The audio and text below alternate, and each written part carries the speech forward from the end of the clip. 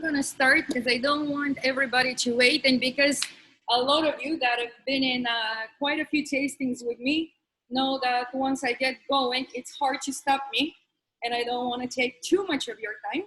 I hope everybody's at home and healthy, happy, and the like. Here we've been, thankfully, very grateful to be operating, even though for those of you that don't know, our restaurant has had to completely reconfigure itself, but it's good. It's good to reinvent things. And on the winery side, everything just continues as it's always been. I'll just move the computer for 1 second to show you over here. As you can see, these are all wines that we are testing before. These are the final tests before we finally go into our first bottling of the year, which will be the 3rd, 5th, and the 6th of May. Many exciting things there, including for those of you that caught a glimpse, the return of the rosé. We're very excited, and this time around there's actually going to be a good volume of that.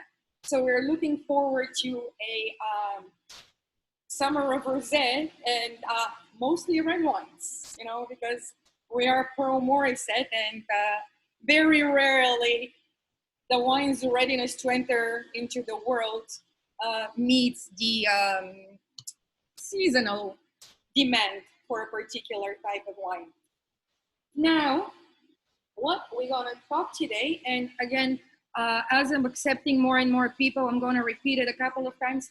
Please feel free, I've muted everyone just because there's supposed to be like over 90 people, and was so concerned that I probably won't be able to manage, but Milton is in his home in Toronto, and he's gonna be taking care of collecting questions that I miss, and you know, asking them for you whenever you have a chance, whenever he has a chance. So feel free at any point to ask any questions. Now, we decided to start with Chardonnay. Don't ask me why. It was more of a kind of a seasonal inspiration that was brought on to the fact that 2-3 weeks ago, I actually opened the Metis Blanc, the 2017, and was pretty smitten with the way it drinks. It's always been drinking very easily, very generously. I'll go through the details of why that is. But now, even more so than ever, those of you that have followed us for a long time know that if there is one thing you can rely on Pearl Morissette, that as the wines enter into their like truly glorious stage of development, they normally are at the end of their run and sell out. But the Metis Blanc, thankfully, was a very good volume of production in 2017. So we still have some of it. Now, 3 different Chardonnays from the exact same year, 2017. And we're gonna talk why 2017 did give us wines with a lot of energy, with a lot of beautiful, what I call like lacy structures that I personally enjoy a lot. And thankfully, what that means is that they also become available to you a little bit sooner than normal, just to put that in contrast to vintages like 2016, 2015. A lot of the wines from these vintages are still in élevage, be it in the foudre or in barrel and so on and so forth. But the 17s were so graceful and so easygoing straight from the start, or as I like to say, no attitude problems there. Well, knock on wood, because you never know. They might decide to tighten up, but we don't think so. Now, when we have 3 different types of Chardonnays, which is, by the way, a first one for us, there is always a very specific reason why we've done it. I'm sure a lot of you know that our portfolio tends to be extremely concise. We like to keep it focused, you know, based on grape variety most of the time, but not necessarily.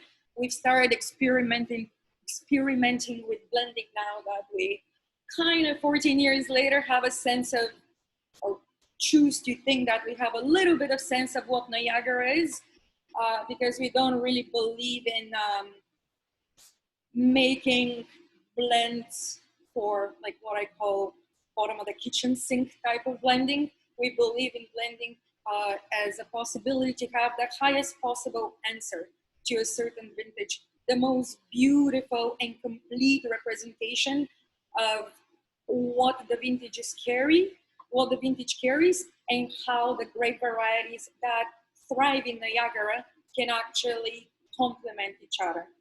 With Chardonnay, until 2017, we've always had just two separate cuvées. The original one that is part of our flagship line, cuvée Dix-Neuvième, that comes from our, again, original vineyard planted between 1999 and 2001. That vineyard is the mother of all the wines that we consider our top expressions. For those of you that don't know much about them, we actually just started a blog. This is as a result of yours truly being told by Milton over and over and over again that the newsletters may be too long, but I'm glad to know that a lot of people are actually enjoying them despite the length.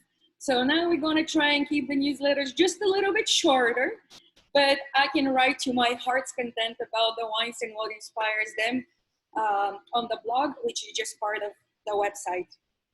So right there, you can find the first blog post that was called The Windmills of Our Mind. It was all about the top cuvées from our 19th Street vineyard, which cuvée Dix-Neuvième, the Chardonnay, happens to be one. Metis Blanc, or the way it used to be called just Metis, was born in 2013 with fruit that was a blend between our own, but from a young vineyard planted here on the property, and some of the Redfoot vineyard, which is a vineyard that we recently actually signed the lease on, and we're very, very happy we'll be working with in the upcoming years. What then evolved from 13 onwards, it became a line that normally includes some sort of blending component, be it between different sources of the same grapes, which is the situation with the 2017, or between grapes themselves. You know, the original red Metis was Pinot Noir and Cabernet Franc. Now, those wines tend to come from much younger vines. Our vines here on our home farm were planted between 2009 and 2012. And what young vines do, they give you fruit that is very expressive, very alluring. It's the kind of fruit that really gives a lot of pleasure, but it's not necessarily very serious and deep. I always say, you know, if you want to discover the meaning of life through drinking your bottle of wine, the Métis may not be the way to go, because they're more the kind of wines that make you feel alive, and I always joke, make you want to go frolic in the vineyard, while the Dix-Neuvièmes are of a completely different nature and normally involve, they always, you can rely on them being around and being alive and thriving for many years ahead. Even the whites, Dix-Neuvième and the Black Bow Riesling will continue to go through their own metamorphosis in bottles and give you, reveal a lot more nuances within. In order just to give you a little bit of comparison of what we're looking for, in 2008 was the first Chardonnay, the first Dix-Neuvième, closely followed by the 2009. Neither one of them is even close to showing any signs of tiredness or going over the top. If anything, Francois and I were talking just yesterday that they're only now entering to a point where we ourselves truly enjoy them and can delve deep into the work of previous years. It takes time for the wines to reveal themselves. So that is the difference between the Metis Blanc and the Dix-Neuvième. Fougue, which by the way translates into ardor, is the first vintage of it was 2017, and it was quite a revelation for us, at least for me on a personal level, because it does come from our home vineyard here that was planted with the young vines. However, in 2017, at 7 years of age, there was a block in that vineyard, the Northeast block, for the nerds out there, that showed completely different than what we've seen before. It just had a lot more crystallinity, a lot more precision. And just to give you a little bit of context of how our thinking is, we're definitely not the kind of people that look for differences as a starting point. I remember when I was still a sommelier, like, which feels like now a long time ago, and was coming here just to help out. I remember asking Francois, so, well, this tank or this barrel, like, drinks so much better than like that one. Why don't we make a special cuvée with it? And one of his first lessons to me at that point was, because we don't want to exercise human judgment on a living thing. That ugly duckling of a barrel, let's say, may actually be the key point within the final blend that brings everything together and allows it to shine. Or what we think it's so wonderful right now may actually be very, not very tiring, but might lose its shine in a couple of years. So bringing unicity to everything and allowing the elements of the same vineyard from the same grape to express each other on their own and then contribute to the richness of the final expression of the bottling is 99.9% of the time the way we go. We don't isolate. Now, that being said, in 2017, there was absolutely no way the Northeast block of Chardonnay was going with the rest of the fruit from that vineyard. It was just too different. And that's why it's so interesting to not go with any preconceived ideas when you're making the wines, but just to listen, to observe, and to obviously learn to trust your own taste buds. That wine, that juice, from the juice stage, its identity was very clear. It's a wine that pretty much was screaming, I've grown up. And, you know, we didn't think anything of it. We just go through our normal process. It went just like the rest of the wines from that vineyard, partially in Foudre, partially in concrete, and we can talk later about why that is. And we just waited to see. We weren't even looking for that difference to continue expressing itself, but it did. So every, tasting that we did just confirmed further and further and further that this wine was straying on its own path away from the rest of the fruit of that year. That was also very interesting to observe because in my previous life as a sommelier, you learn a lot of technical knowledge. I thankfully have forgotten a lot of it, that it's not necessarily useful. And I had actually forgotten that in Burgundy, in the year, it's only after the 7th year of growth of the vines, you will are able to use the appellations.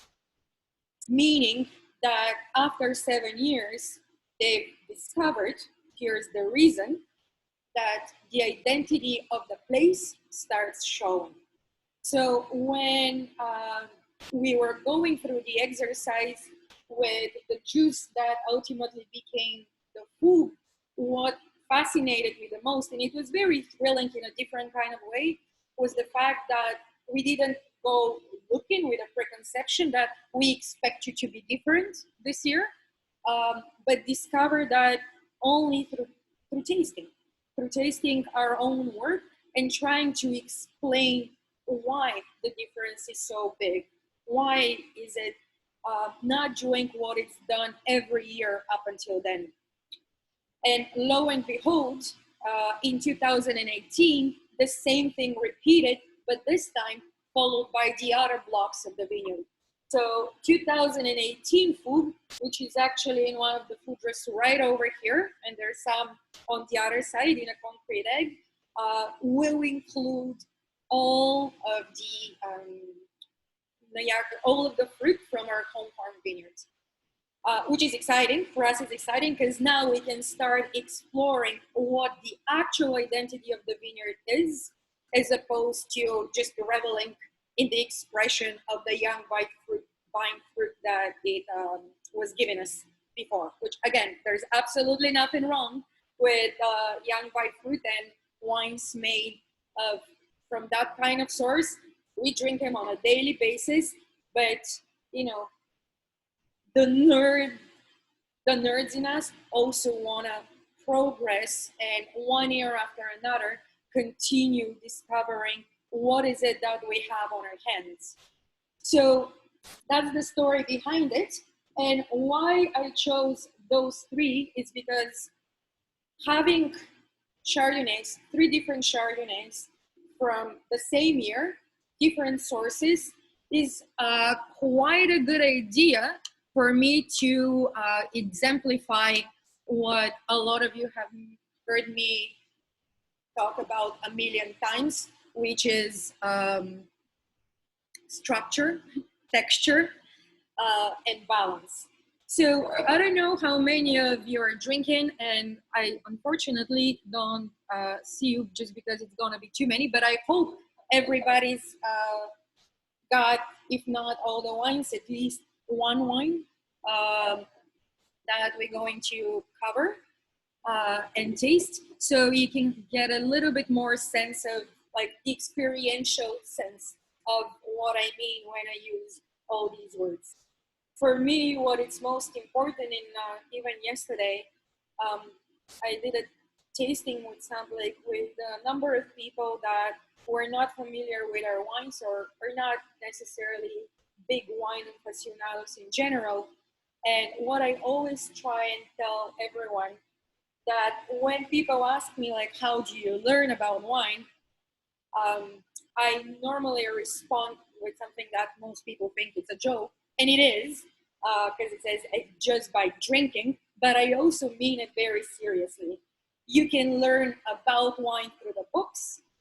You can absorb about it information.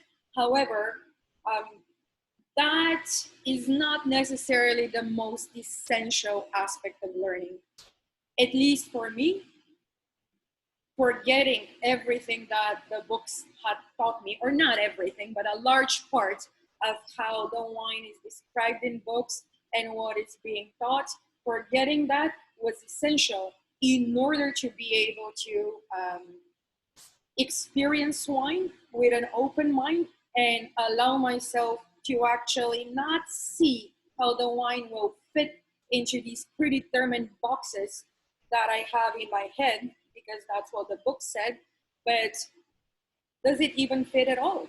That's a question that needs to be asked. And as I'm sure a lot of you are aware, we have a long and storied history over here at Pearl Morissette of not fitting into boxes.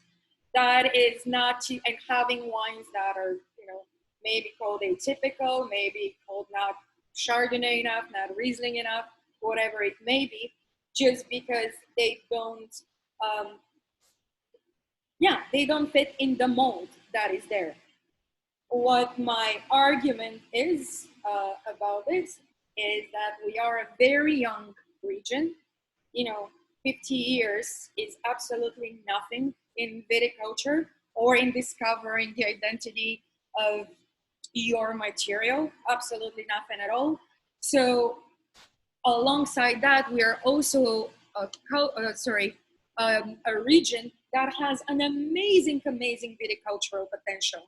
So us being different, Niagara expressing a character that is not like Burgundy or not like Germany in terms of the Riesling, is actually a wonderful thing. Now, we can emulate and imitate all we want, but there are, how many wannabe Burgundies are there, wannabe Germanys? A million. That is not the point. When we have this beautiful potential on our hands, discovering grape varieties that we know, expressing with a distinct identity, is what we believe is something that we believe needs to be embraced and not molded into resembling something that people already know. Now, in order then to in order then to stay on top of the wine, meaning be, I don't want to use the word secure, but yes, make sure that the wine is of good quality, notwithstanding its completely original identity. What for us the Holy Trinity is structure, texture, balance. And I also very often talk about transparency and purity of the wines. This is an additional measure, at least for us. Again, these are all subjective interpretations that we adhere to because they're important to us, of what makes a great wine. Working towards it, there's no going around the fact that it's a yearly ordeal, and you only hope that 1 year after another you will be able to progress in the right direction. And the intelligent response to the environment that we describe winemaking like is going to become more and more intelligent every year we go through. So structure, texture, balance, and not imposing our own views or our own judgments on what the wine should be, what is good quality wine, apart from the wine's integral building blocks being like fitting together well. I have a question here that says, where is the flagship vineyard located in the sub-appellation? It is, so we here are on Jordan Road and 4th Avenue. Our flagship vineyard falls into the 20-mile bench appellation. Jordan is 2 minutes away. The flagship vineyard is 19th Street Vineyard, is what we call it, hence the name Dix-Neuvième on the Chardonnay. It's another 5 minutes past Jordan, just on top of the bench. While the Home Farm Vineyard falls into the Creekshore appellation, which is where our winery, like this building, is located right now. Well, forever here, hopefully. So the Metis Blanc, beautiful wine.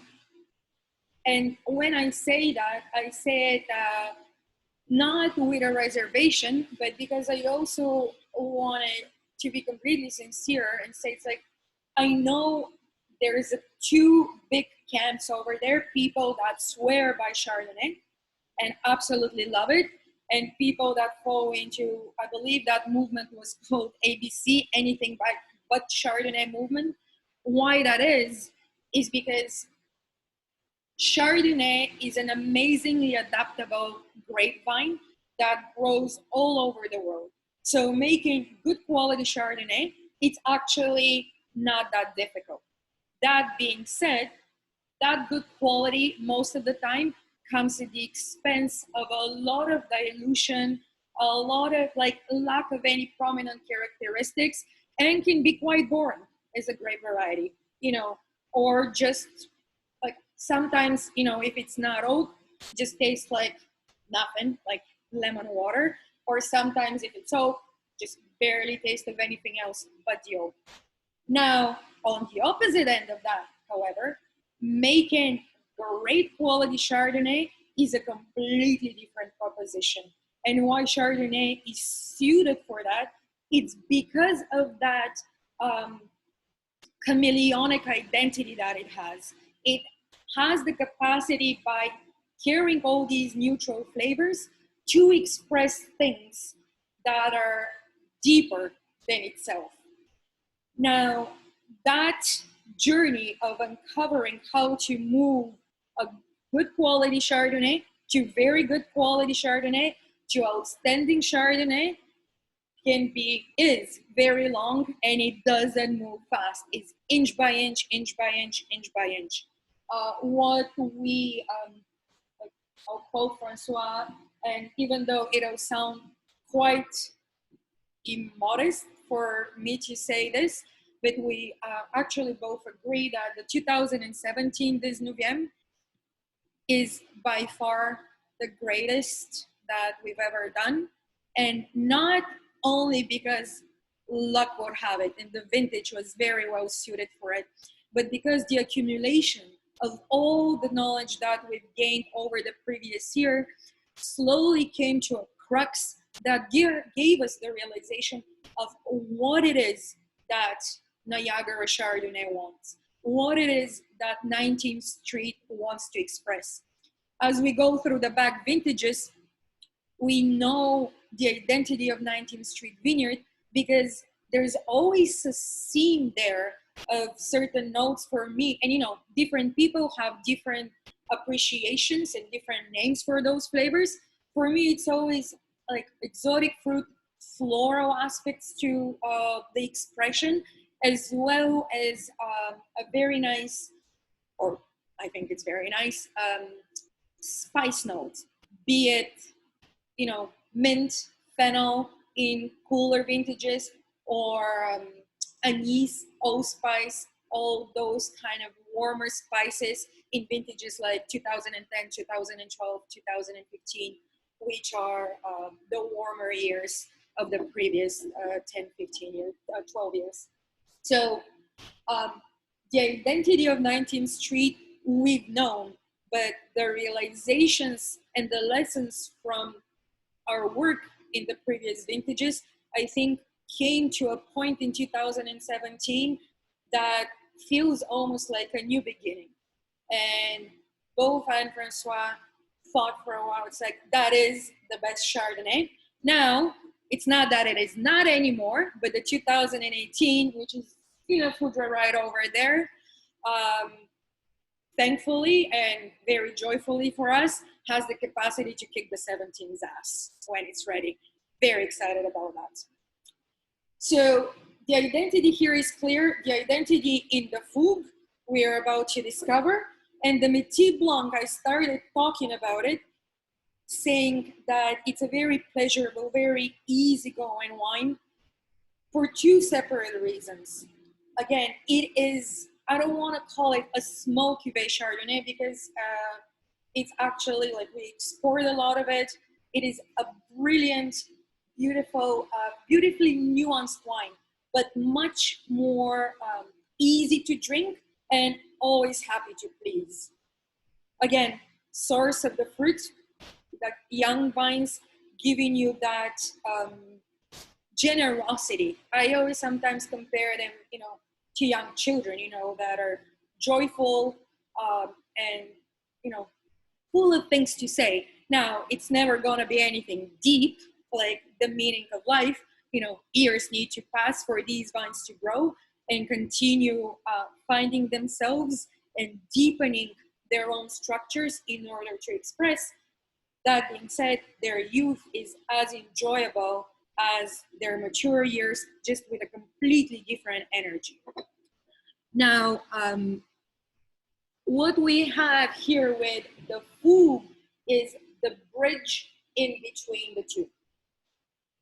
And not a wine with a fully solid identity. And the only reason why it's not solid is because, sorry, it's our own lack of knowledge about it. It's our first year, and we are now seeing the emergence of the tastes that this particular plot of Valent, the Northeast block, and then the larger home farm vineyard block of Chardonnay carries. 2018 seems that identity is there as well, the next vintage, and we'll see how things continue moving forward. But its particular expression is much grassier. To me, it actually quite often reminds me when I taste it of a white wine from Bordeaux. Those of you that have had experience with that know that the grapes used in Bordeaux are definitely not Chardonnay. It's Semillon and Sauvignon Blanc. So nothing to do with Chardonnay at all. However, this particular Chardonnay from the home farm vineyard Northeast block so far that we've discovered carries that like spiky grassiness and allusion to fresh fruits, fresh like morning dew flowers. There's freshness, but there's also like limpid floral aspects to it that are there. Have any of you had the Fougue yet? Just trying to make sure I keep a little bit of can you adjust the camera so that we can see the labels? Yes, what I can do is actually show you the labels. So this is the Metis Blanc. Here you go. Does everybody see it? Perfect. And then at the back, it says proprietary white blend.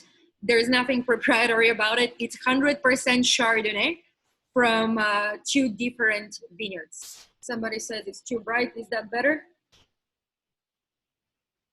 Like this? Everybody happy with that? Tilt the tip top forward here. Okay. That good? Angle it down. Okay. Let me try with the other one. So here, that is the 2017 Fougue. As you can see, it doesn't say Chardonnay at all up front, does it? No, it does not. Creek Shore, the appellation right underneath it, and the Chardonnay is right at the back.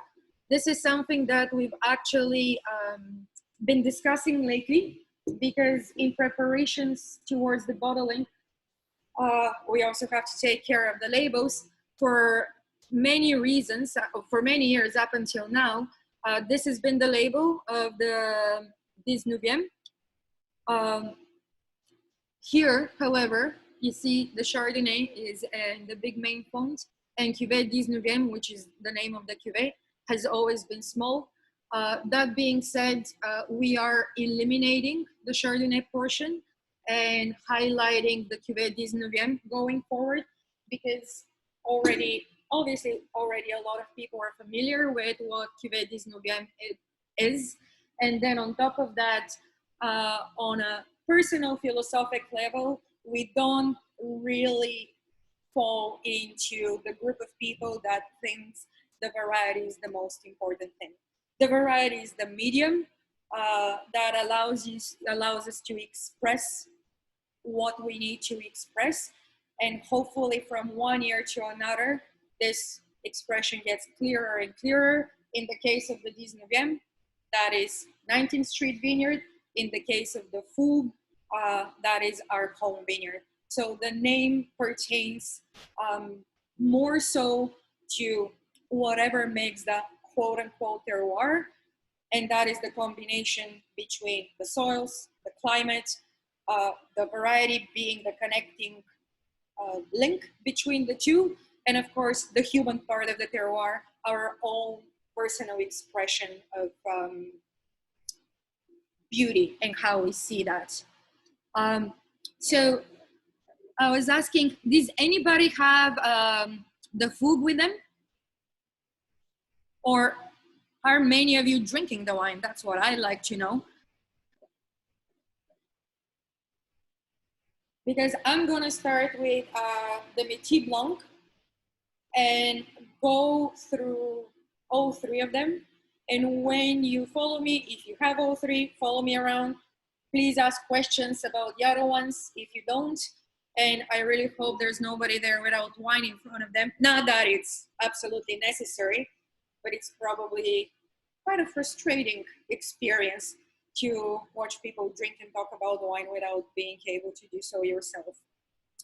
So 2017 Metis Blanc, two different sources of fruit, some of it from our home farm vineyard and some purchased fruit from around the corner, about 50-50%.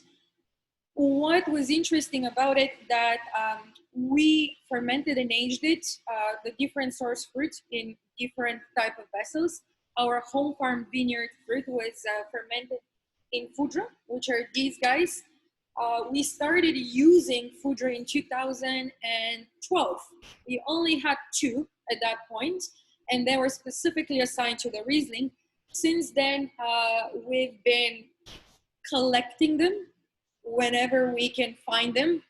You know, I always joke that the story is that Francois knows a guy that knows a guy, he knows us. And that guy collects old Foudre. All of these are on an average between 50 to 70 years old.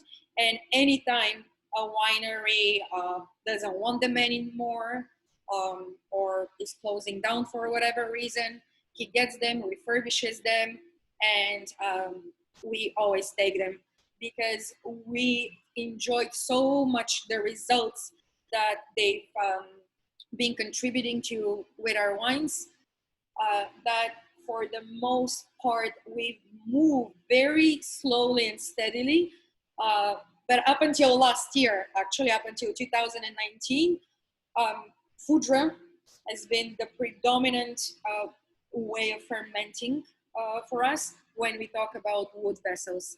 Why that is because it's not any particular organoleptic imprint that they give to the wines. We don't really necessarily believe in that, and you know, rarely use new oak, and even when we do, it's for completely different reasons. But the kinetics of fermentation of a large vessel seem to suit the musts, the grape juice in Niagara very well. So here you have, regardless of the year, Niagara is an orchard region, and what the juices, the grape juices express is something with a lot of richness, a lot of fruit notes that allude to sweetness, and there's absolutely nothing wrong with it. That lushness, it's why a lot of people enjoy Niagara wine so much. Now, that being said, our idea of balance is to balance that with the savory components of the wine, with a certain sense of salinity that comes through. And we've noticed that whenever we have the same juice in barrel and then in Foudre, the Foudre portion will always highlight that salinity a little bit more. That comes directly from the lees itself. So the lees are small little debris of dead skin cells, as well as, dead skin cells, dead yeast cells and minute skin debris that carry, they're the DNA of the wine. All of our wines age on their lees for a very long time. This is our only like flavor source because we don't put anything else in the wines. So apart from giving flavor and giving identity to the wines themselves, they also bring in that sense of salinity. And for whatever reason, I don't want to just shoot hypothesis out there, exactly what is the formula that contributes to the expression of salinity better in Foudre than in barrel. It happens in Foudre. In barrel, it's at a completely different register. So we've been embracing Foudre for quite a few years now. And not only for Chardonnay, but now Chardonnay, Riesling, we have Pinot Noir in it, we have Cabernet Franc in it. It's all over the board. Then on top of that, the other material that we work with a lot is concrete. So maybe one of the future tastings, we'll set this tasting bar on the other side across the driveway where all the concrete tanks are. We use concrete for quite a few different reasons. First and foremost, for those of you that don't know, we rarely use stainless steel. And by that mean never, unless every single tank is full of juice and there's nowhere to put it, but in stainless steel. We prefer fermenting in concrete and in oak, and stick to those two different approaches, because when you have the foudre and or older, bigger barrels working with your juice, what that helps the wine develop is its texture. Concrete, on the other side, is a completely different environment, and that allows the wine to highlight the beautiful perfume that it carries. A lot of, like, for me, if you ask me, which are the two main or three main aspects of Niagara as an identity that we encounter year in year across grape varieties. For one, absolutely texture. Niagara's got beautifully textured ripe fruits. Then perfume, very floral, very exotic, regardless of the climate of the year. You know, it just switches registers. If the weather is warm, it's more towards, you know, the shiny, waxy aspects of it. If the weather is on the cool side, it's more in the white register of it. But the perfumes are always extraordinary, and we like to highlight that.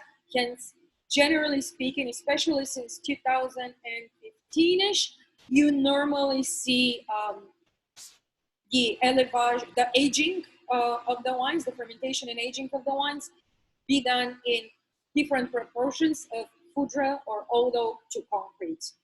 So that that gives us the aspect of, like, the possibility of having these most intrinsic, most identity full aspects of Niagara be highlighted on their own, and then the things get blended together.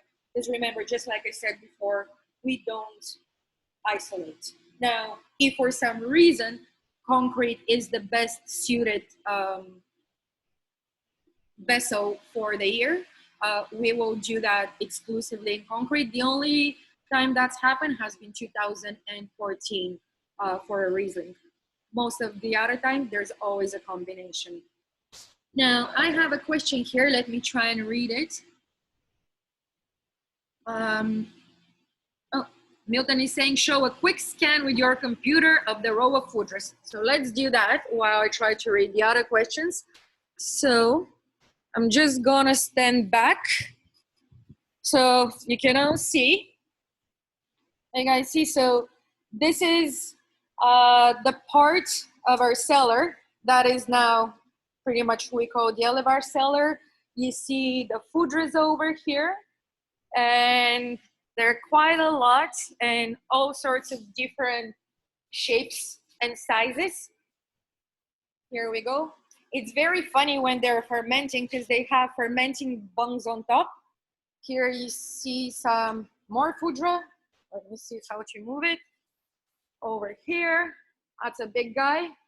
And over here. So when they have the fermentation bungs on top, you know, they make all these like bubbling sounds. And to me, they always sound like old ladies gossiping because, you know, every single one's got a different sound. I'm just waiting for the lights to start to light up so you can see these foudres as well. I'm just gonna go on the other end to give you a better perspective. I think we're up to 24 or 26, something like that. Come on, lights. So here. Can you guys see how many there are? Full of all sorts of forthcoming deliciousness. Cross your fingers. And over here, right across from them, we have Bottles Aging, our library. Was that a good walk, Milton? Now, I have a question here. What do you think the main factor is for getting that funk like you do, nice, on an otherwise accessible grapes? Another Chardonnay from the same area tastes so wildly different. That's a very good question, actually. Not a stupid question at all. I don't believe these exist. So, now that funk, as you call it, was it like Sarah? In winemaking, the term is reduction. Now, what a reduction is, like, I mean, there's many very different kinds of reduction, but it's an approach to winemaking, which actually we don't use. It can be, when you, for example, when you ferment in stainless steel, meaning, sorry, I just gotta adjust that a little bit. When you ferment in the absence of oxygen, that's what reduction is. When you age in the absence of oxygen, meaning like stainless steel, that is also reduction. Now, when you work like us, which we're on the exact opposite end, we work in what is called like redox environment, meaning we're not fully reductive, but we're also not fully oxidative. So oxidative winemaking is when you do everything in the presence of oxygen. When you work like that, where the reduction comes from is from the aging on the lees. So lees are sulfur-producing compounds. You know, that's why they give you a lot of stability within the wines. And that reduction is part of the natural structure of the wine. It gets exacerbated, or not exacerbated, it shows more when the wine is young. So for example, once now we go into bottling, most of these wines will become reductive because you're moving them from their vessels to a completely different small container. They react just like any other living being will react. And when you open like the wine, if you are to open the wine soon afterwards, you will have that smell. It's the wine's telling you, I need oxygen. So when the more serious the wine is, like for example, cuvée Dix-Neuvième, as opposed to the Metis Blanc Chardonnay, the more prominent reduction you will have. It's from what, and again, those are just personal impressions that we've like collected over the years, observing what happens to the wines. The more structure there is in the wine, the reaction from bottling will be proportionately more powerful. Now, one way to deal with that is to, if you are really like wanna consume the wine ASAP, is just to decant. Like that's all it takes. Double decanting if it's needed, but you will see that a reduction like go back into the, not go back into the wine, but like blow off and just settle within the structure of the wine. There's absolutely nothing wrong with it too. Some people love it and that's what they're looking for. Some people have a completely different reaction to it and don't want to see it anywhere near. But it is part of the natural process of the wine, and it will also naturally disappear as the wine digests it and makes it part of its structure. So let's say, I'm trying to think, well, even the Metis Blanc actually, it's as interesting as that. The Metis Blanc, when it got bottled, it stank from here to high heaven. Now, like 2-3 months later, was completely different. And then by the time we released it, the reduction was behind the fruit. Now, it's very normal for the wines, especially when they're young, to have attitude problems and to open and close. And when that happens, you can have the same wine open on one day, like open a bottle one day, and it bursts with fruit. open a bottle the next day or a different bottle, and it's actually like all smoky and funky. It happens, the younger the wine is, the more often that happens. These wines that are not even in bottle, we see the same thing. So, for example, Francois and I never make decision based on one tasting, because what the wine is showing us on a day like today, where it's like miserable outside and the barometric pressure is one way. If tomorrow, hopefully it's all sunny and warm, the wines will show completely different aspects of their character. So what you can rely on in terms of Pearl Morissette wines, that if you encounter that reduction, first check the vintage. If it's a young wine, perfect. You know, it's gonna be there. It's gonna continue digesting it. If it's showing it from an older vintage, let's say 13, 15, whatever, it may mean that the bottle is just in a tight spot. And both scenarios ask for the same thing, which is like give it air. Double decant it. Double decanting means like pour it out and then pour it back in. Or just, if you are drinking and leave it open half full, don't worry, like the wines will stay fresh forever, as I'm sure many of you know that already. And the reduction will normally subside as the wine continues to ingest more and more oxygen. Okay. Somebody's calling me out on the fact that I said two-thirds of the main aspects you find in Niagara wines are one, texture, two, perfume. Curious if there are any aspects missing in Niagara, or aspects that aren't highlighted here as they're in other places. That's very interesting. So missing, I wouldn't call it missing. I wouldn't use that word, because I feel that the identity of Niagara is complete. It's our job of discovering it, that it's still in the beginner stages. And if something's missing, it's just a reflection of our own lack of knowledge, or being able to delve as deeply as we want. Now, if you are to compare Niagara to other places, you can say things are missing, but I just don't think like that. The most famous Chardonnays in the world are arguably the ones from Burgundy. They are obviously famous for a lot of very firm acidity, even though that's changing now because global warming does not choose its victims.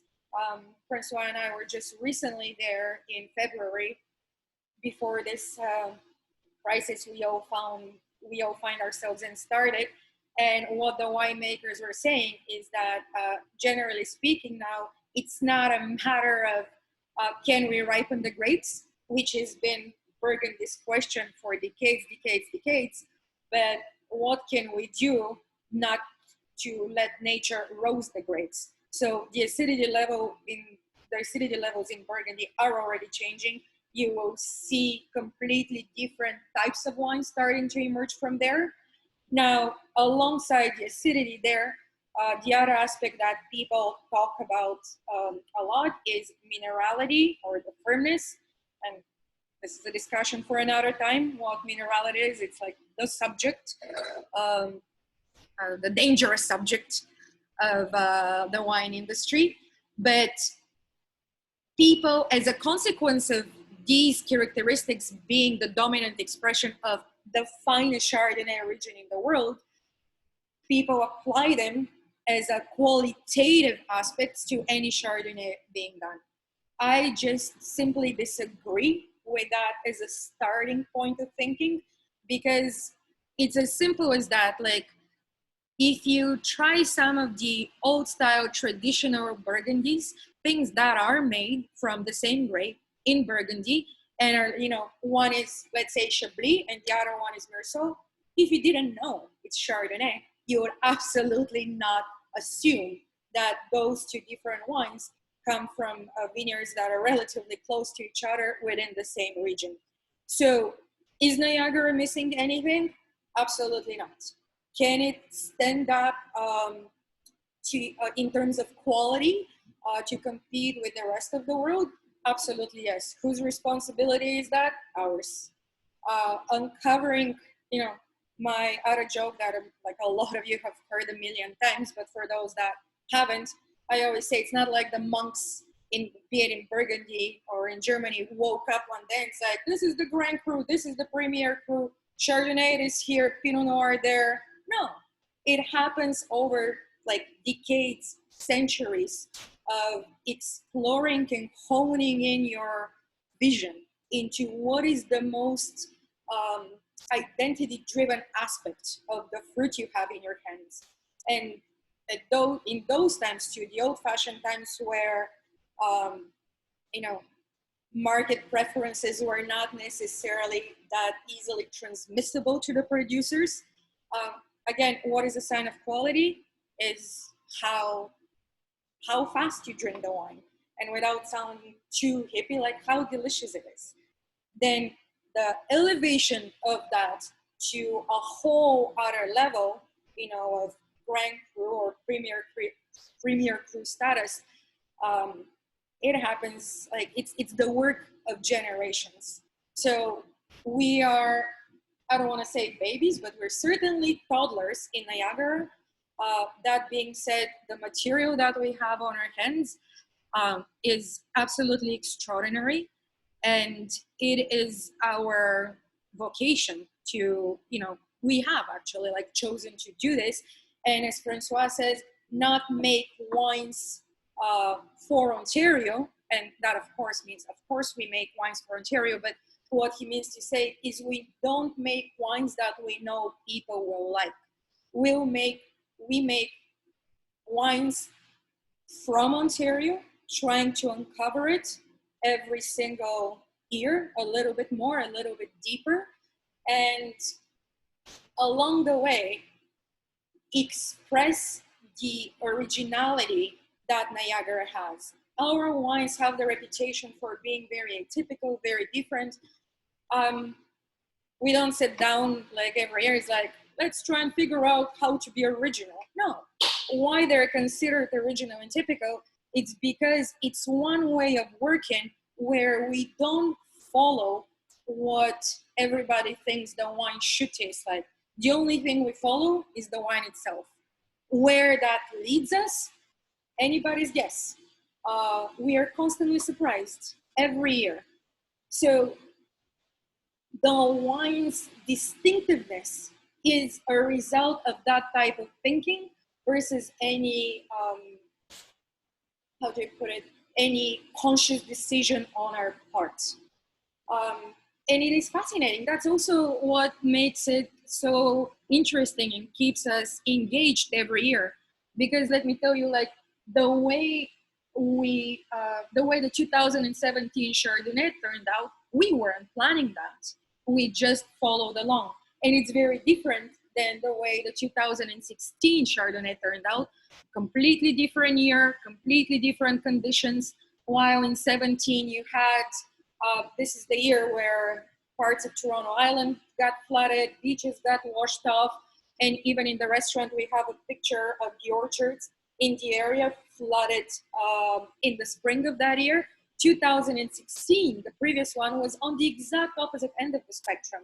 It was dry, the whole, like for a good, I believe it was 8 weeks. The grass I still remember the grass on July 1st in a lush region like ours was the color of the foudre behind me. So of course that'll influence the different aspect, the different, both the growing conditions, but also the flavors that the grapes develop in their skins. And the other funny / frustrating thing about it is that a lot of the time, lessons that you learn from the previous year are most likely unapplicable until you have another year like that. And that doesn't happen often at all. But, you know, we keep on persisting, discovering, and hopefully making wines that are clear, true, and evocative representations of what we care about. And that is to highlight Niagara, to discover all the nuances and subtleties, to be able to surprise the world, not only with the quality of the wines themselves, but also with the completely original character of Niagara. Just the fact that we have Chardonnay and Riesling growing side by side, and that's next to a Cabernet Franc grape variety, already that speaks of a very particular, very interesting region. And Chardonnay can definitely go to very, very, very high levels here. So we hope we continue with that. Let's see. The likes, let me see. Okay, I have some nerdy questions, which I'm happy to answer. Do you guys tend to divide the press fractions or generally run it all together as one lot? So for those of you that don't know, press fractions are, when the grapes go to the press, and we use bladder presses here, which is like just one big cylindrical press. And inside there's a bladder that expands and presses the grapes against the screens. So different parts of the juice that comes are called press fractions. So first you're gonna have very clear juice. Then as you're getting closer and closer and closer to the seeds, the juice gets much darker, almost like brown towards the end. And that is, a lot of the time, people will cut the press, it's called, in between the different types of juices you have. We don't.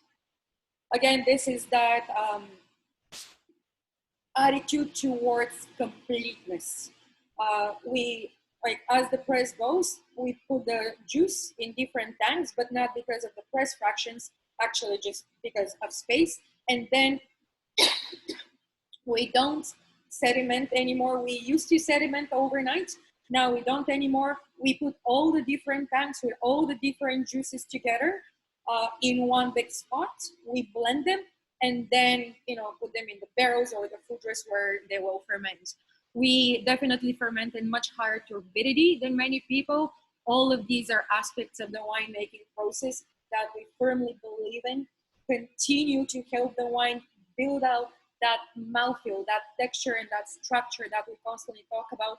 And, you seem to all be fans of it. I always say that it's interesting to see how people react to the Pearl Morissette wines, even when they don't know them. And I'm a firm believer of the fact that what they react to a lot of the times is just the experience of the wine on your palate.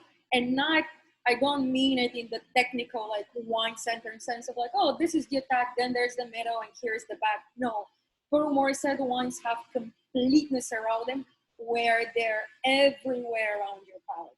Now, and I'm saying this not as a Pearl Morissette person, but this was my impression from the first time I tried Pearl Morissette wines. I was like, whoa, this behaves like not like no other wine that I've tasted from the area, and actually reminds me of a lot of wines that I was buying and enjoying as a sommelier.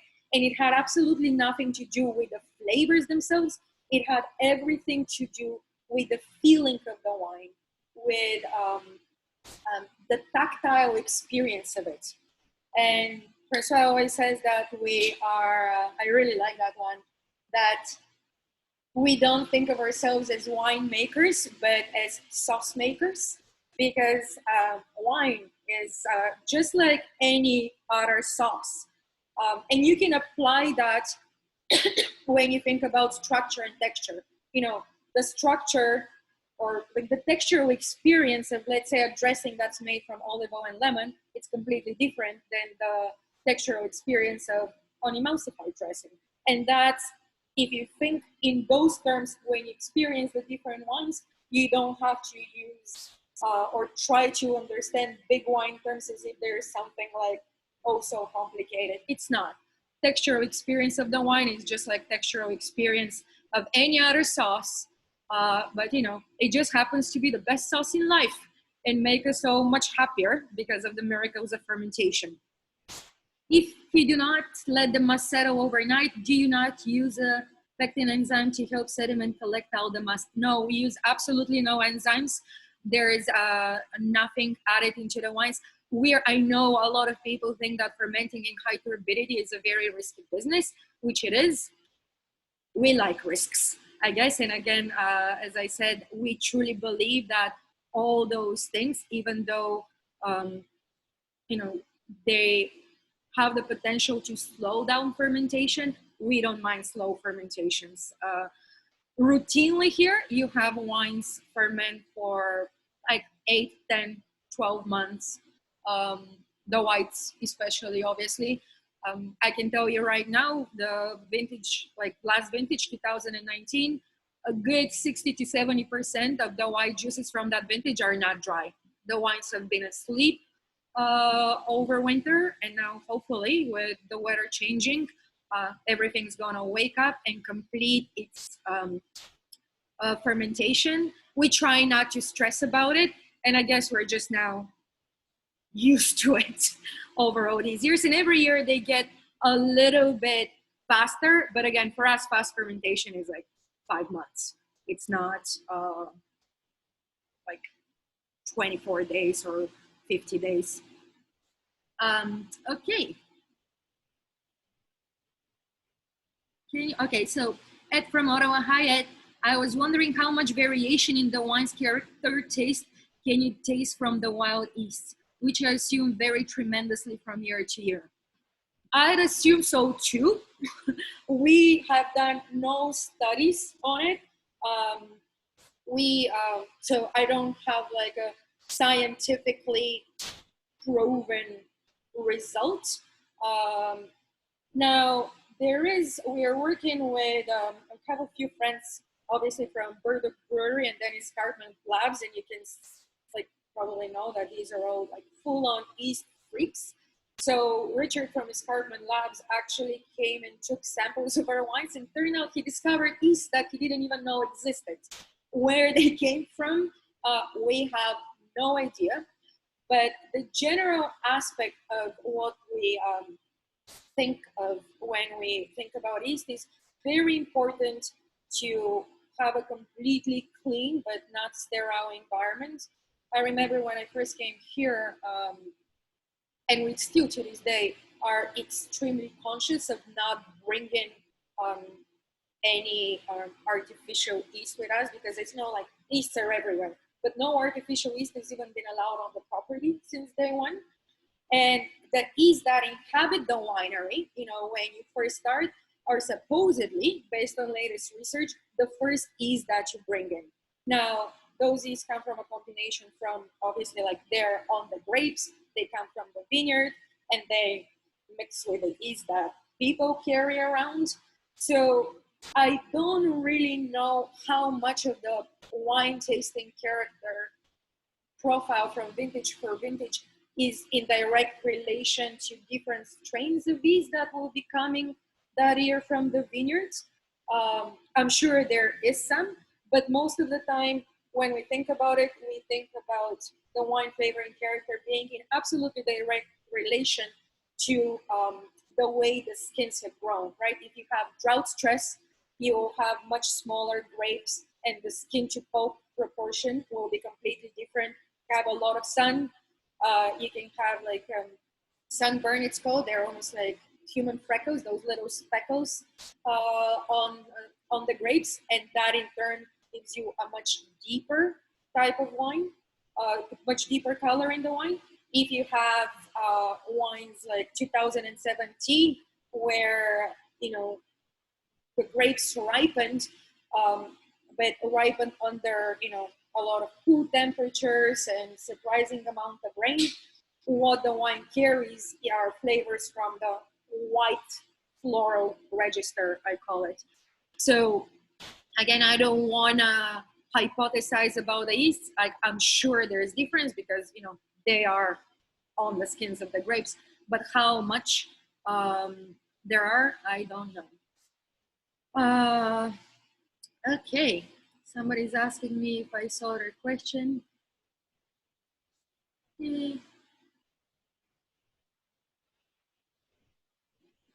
Okay, somebody's asking me off topic about the Riesling. We'll be covering Riesling, and you know, now that I'm getting a little bit comfortable with this whole setup, believe me, when I start talking about Riesling, you'll definitely not be able to shut me up because I'm the biggest fan of our Black Bowl. Now, funky note from the Riesling that I thought was bread. Was this likely the reductive notes you were talking about? 1000%, Jack. I don't know which Riesling are you talking about, but the Riesling, when it reacts much stronger than Chardonnay.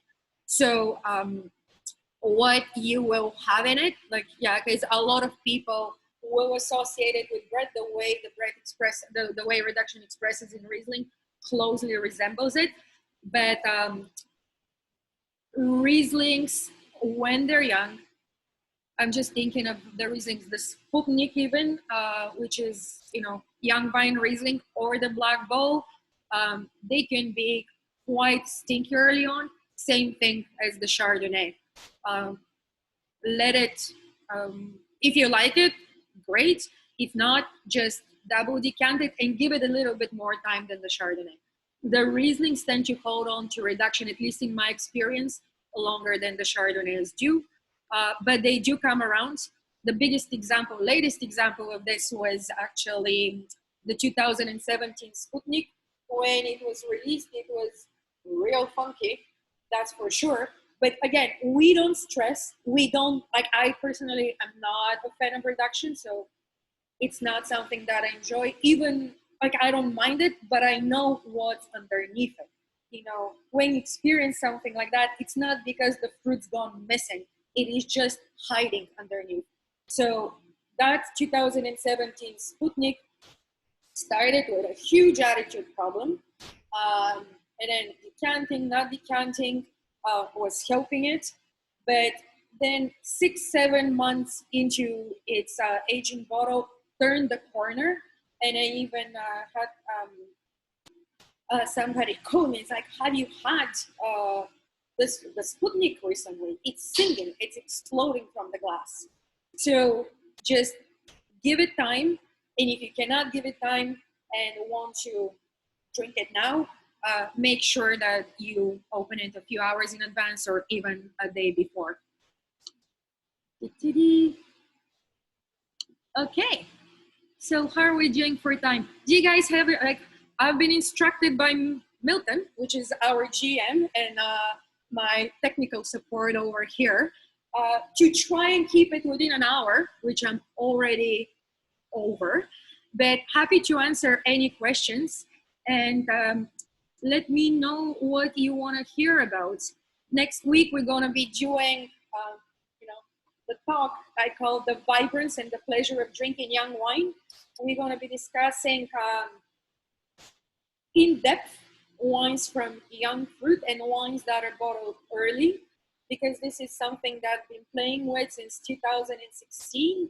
And those trials that I showed you earlier are actually not all, 90% of them are young wines from 2019 that will be bottled this May and will be out in the summer. So while we wait for them, we're going to discuss the Metis Rouge, which is the red counterpart of the Blanc. And another wine that I hope some of you have gotten, it's in the Black Bowl part of our website. It's called Lila. It was a special cuvée made for the Over Budget In group. Have been great supporters and friends of ours for many, many years. That is the group that carries, that includes Bar Isabel, Bar Raval, Quetzal, Tennessee Tavern, and Bar Piquet in Toronto. But obviously, because of the current situation, they couldn't take it anymore. We had very few of those cases left, and we took them back. So if you're interested in Lemberger, Lila was our first try with Lemberger, another discovery of Niagara that we didn't set out to look for it. It just came to us. And then I'll tell you the story different time, but it's absolutely delicious. And what we will be tasting, apart from those two, even though the rest are not wines that you can have access to, because I'll just be pulling them from the tanks here, is we did 100% Cabernet Sauvignon. That is an unheard of thing for us and a big surprise, because as Francois says, and I completely agree, if a year ago somebody told us you're going to be making 100% Cabernet Sauvignon in Niagara, I would have absolutely laughed in your face. There was no chance, but it happens to be in the vineyard that we leased. The fruit happens to be quite excited, so now we've absolutely changed their minds. So Cabernet Sauvignon, another year of Lemberger will be bottled again, another new cuvée introduced. And of course, the Roslana. The rosé is back, which I'm very, very excited for. But in the meantime, if you have, or even in the week ahead, if you drink any young wines, not only ours, if you drink wines that are from the previous vintage or from the 2018, regardless of where they are,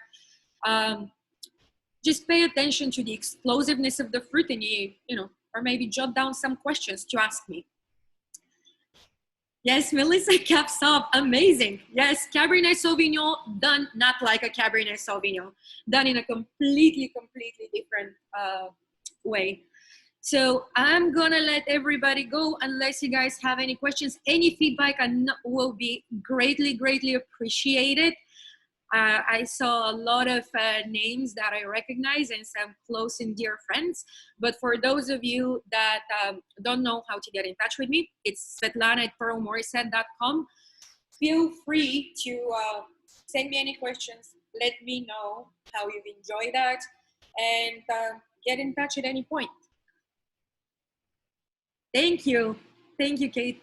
The only other thing that I just thought of that I completely forgot, if Nancy is still around, she had asked me in an email that I read just the minute before I started this about how I write the newsletters. I'm sure some of you have read them. Thank you, Nancy, for the wonderful email. I will cover that next week if possible, but in the meantime, we'll definitely shoot you a message back. So yes, get in touch, and I hope to see you guys all next week. Same time, same place. And I will be talking to Milt, see, because we are recording this, where we're gonna upload it. I have no idea, but I'm sure he'll think of something. Thank you. Have a good day, everyone.